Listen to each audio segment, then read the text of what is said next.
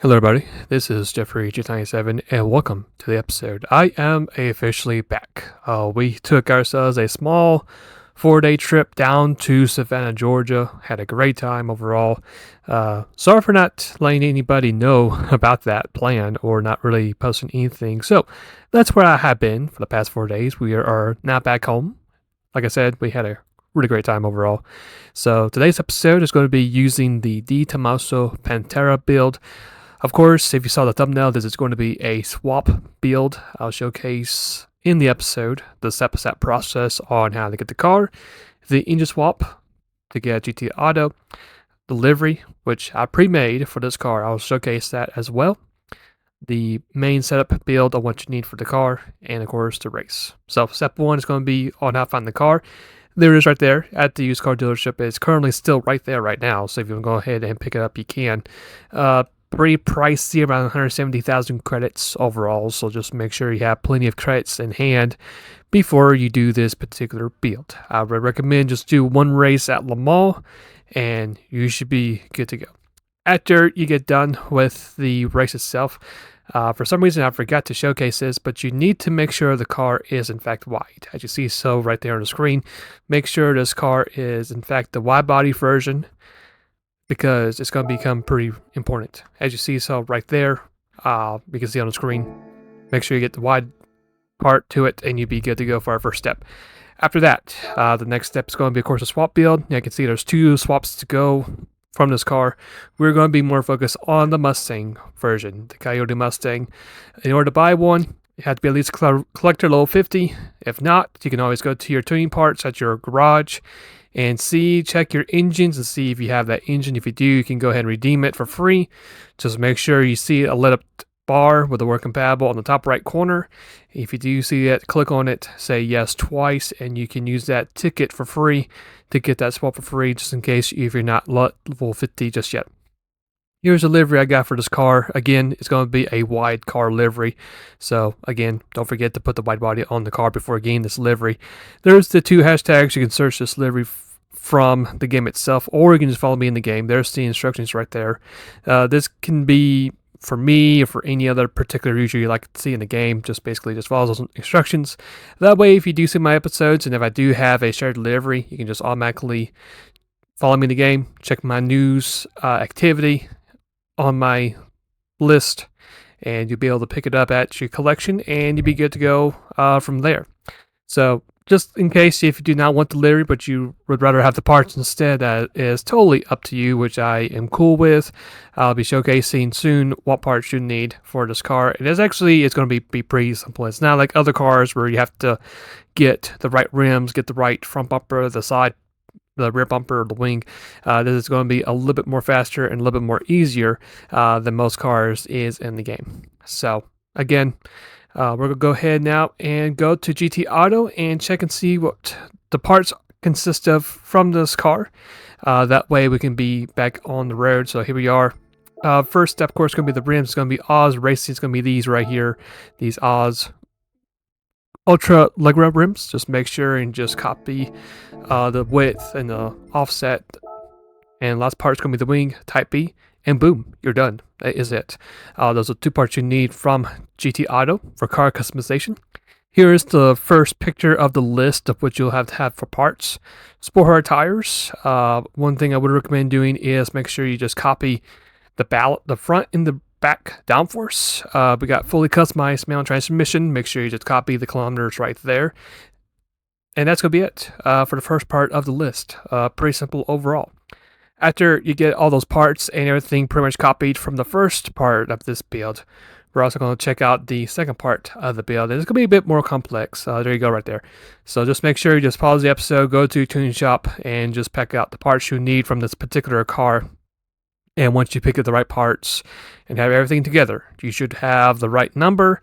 And doing that, you should be able to run Tokyo Expressway 600 with this car. Now, one thing I failed to mention is if for some reason this car is not really per se fit your driving style, let's say if the handling isn't too good or it just does not feel competitive enough, I would suggest strongly just save the car and use it from the mall, because this car is also a pretty nice car to use from the mall too.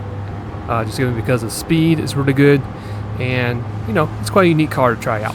So for our pretty much our first lap, we basically are going to go ahead and make ourselves into 6th place. We're going to try to see if we can get 5th place if possible. We're going to be outside of the GTR, and we will clear the GTR. I would say the only bad part about this car is going to be potentially the brakes. Even with us having the racing brakes set on this car, you will have to brake very early. Maybe a bit earlier than what the game intends you on you braking. That's how bad it is.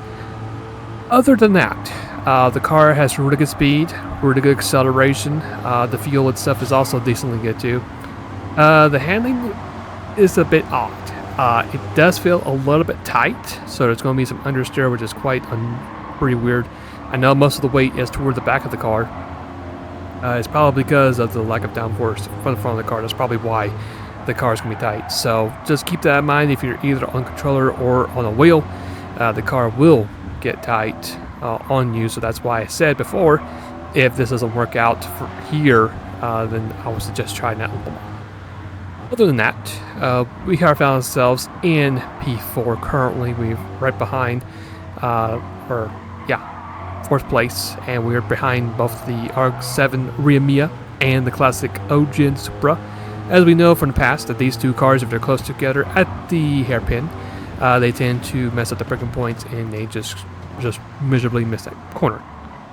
Surprisingly for this corner, we actually were able to pass the RX-7, even though we had a pretty bad turn. We're going to lose that spot, and we also saw that the Ogen Supra got a bit wide, but surprisingly was able to keep its spot.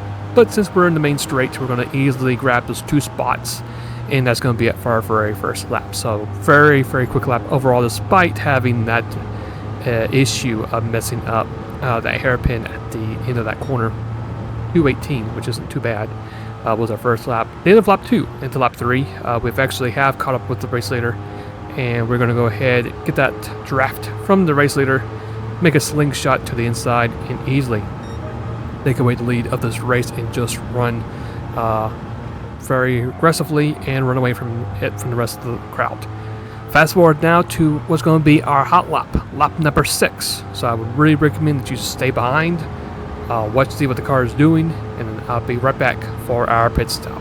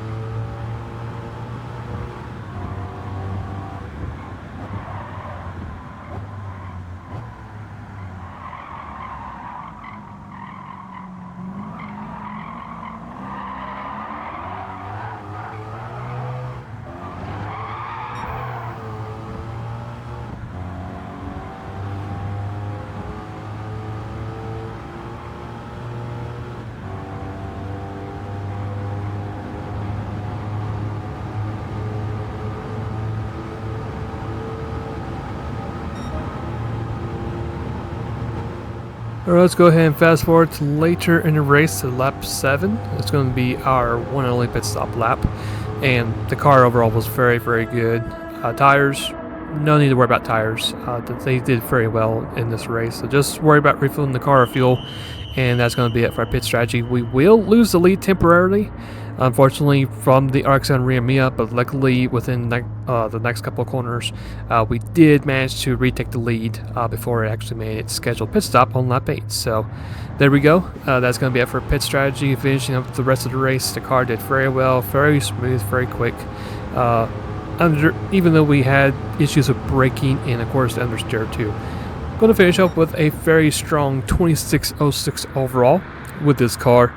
So if you want to go ahead and give this a shot for this track, you can. And of course there's some other cars that can beat this time, but I figured for this car to be as old as it was with all the parts, I thought it did pretty decently well. Now unfortunately we did manage to get the basic bonus finish.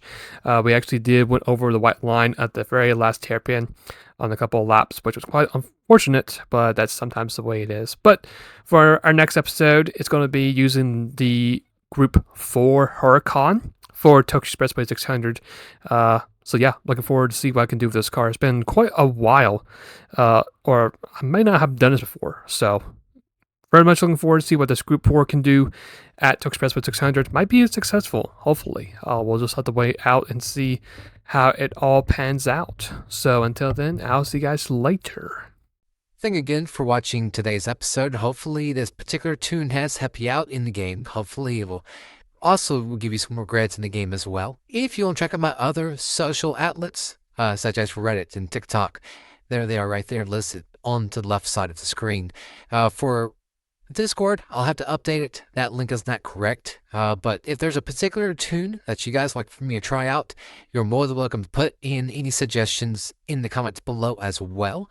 And I'll cover some more other different builds too in the near future. Until then, I'll see you guys later and take care.